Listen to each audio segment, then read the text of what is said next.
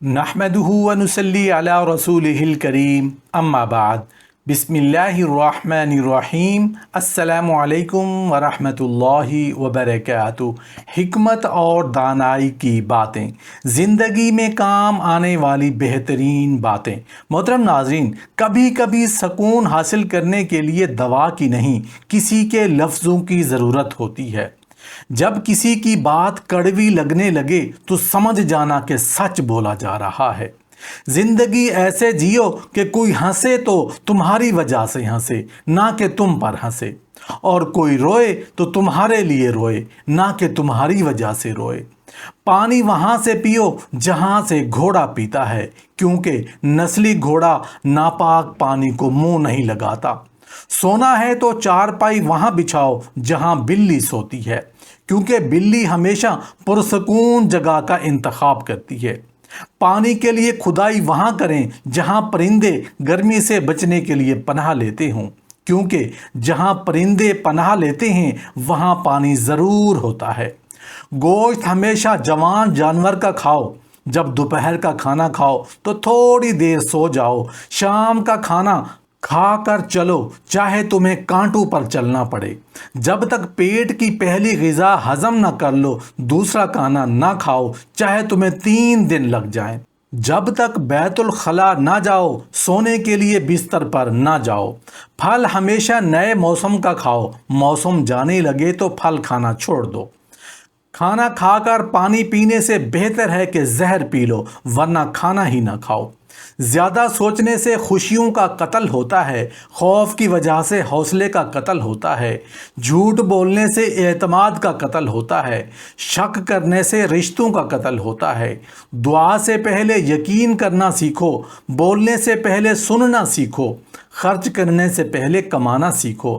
درخت اپنا پھل خود نہیں کھاتے، دریا اپنا پانی خود نہیں پیتے۔ پتہ ہے کیوں؟ کیونکہ دوسروں کے لیے جینا ہی اصل زندگی ہے۔ جتنا آپ جانتے ہیں اس سے کم بولا کرو، جتنا آپ کے پاس ہے اس سے کم دکھاؤ۔ زندگی میں کبھی کسی انسان کو مت کھونا۔ آدھی رات کو شدید بھوک لگنا فاقہ آنے کی علامت ہے۔ آدھی رات کو پیاس کا لگنا دولت آنے کی علامت ہے۔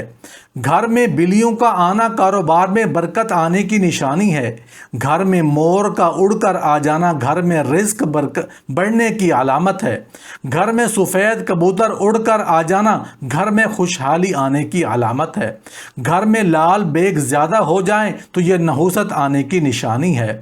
گھر میں چمگادڑ گھونسلہ بنا لے تو یہ آفتیں آنے کی علامت ہے۔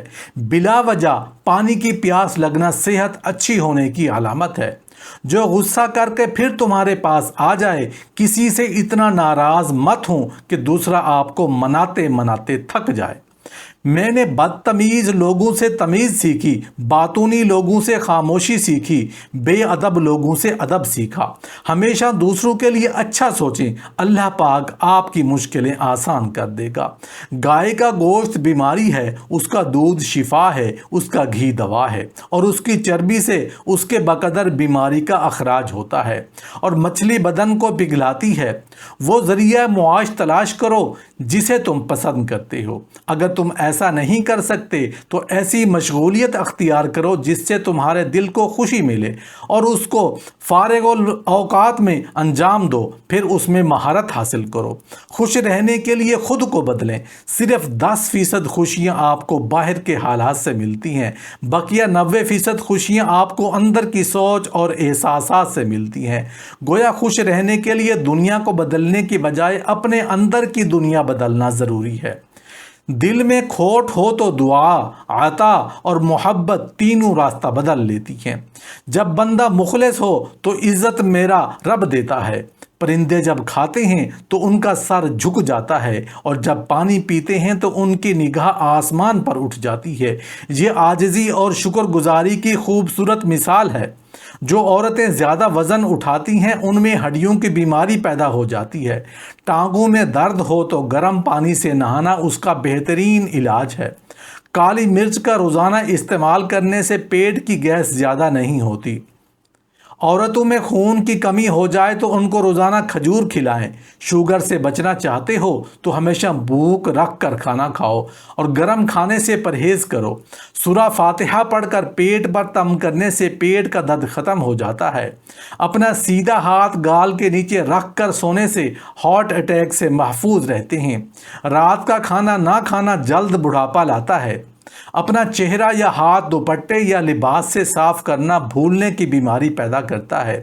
اگر کسی کو حج پر جانے کی طلب ہو اور کوئی وسیلہ نہ ہو تو روزانہ 21 مرتبہ سورہ فتح کی آیت نمبر 27 کا ورد حصول مقصد تک کریں۔ سونے سے پہلے لیمو چاٹ لو، نیند اچھی آئے گی۔ کالا نمک سر پر لگانے سے بال مضبوط ہوں گے۔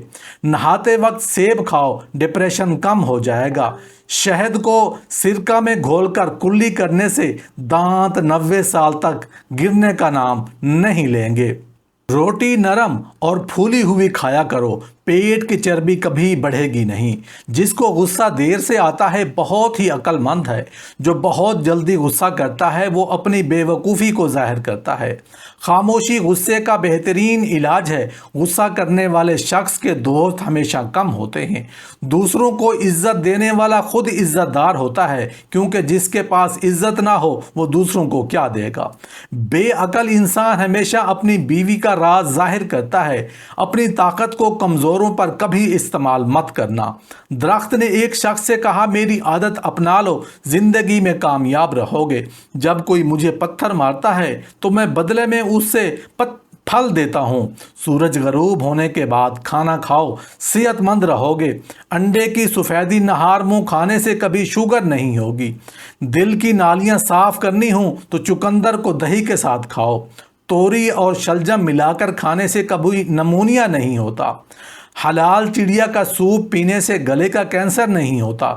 کالا نمک چاٹ لو، 70 سال تک گلا بیٹھے گا نہیں۔ نہاتے وقت کان میں پانی جلا جائے تو کان میں سرسوں کا تیل ڈال کر الٹے پاؤں چلنا شروع کر دیں، فوراً کان کا پانی نکل جائے گا۔ نہار منہ ادرک کا چھوٹا سا دانہ منہ میں ڈال کر چوس لیا کرو، 100 سال تک بدن میں کمزوری محسوس نہیں ہوگی۔ پپیتے کا رس چہرے پر لگاؤ، 100 سال تک چہرے کی جلد لٹکے گی نہیں۔ چہرے پر زیادہ خشکی رہتی ہو تو دہی میں 2 دانے چنے پیس کر روز لگائیں۔ اپنے دماغ کو بہتر رکھنا ہے تو 8 گھنٹے کی نیند ضرور کریں۔ اپنی آنکھوں کو بہتر رکھنا چاہتے ہو تو سونے سے پہلے اپنے پاؤں پر تیل کی مالش کیا کرو۔ اگر آپ اپنے معدے کو بہترین رکھنا چاہتے ہو تو ٹھنڈی چیزوں سے پرہیز کرو۔ اگر آپ اپنے جگر کو بہترین رکھنا چاہتے ہو تو بازاری کھانا اور فاسٹ فوڈ بند کر دیں۔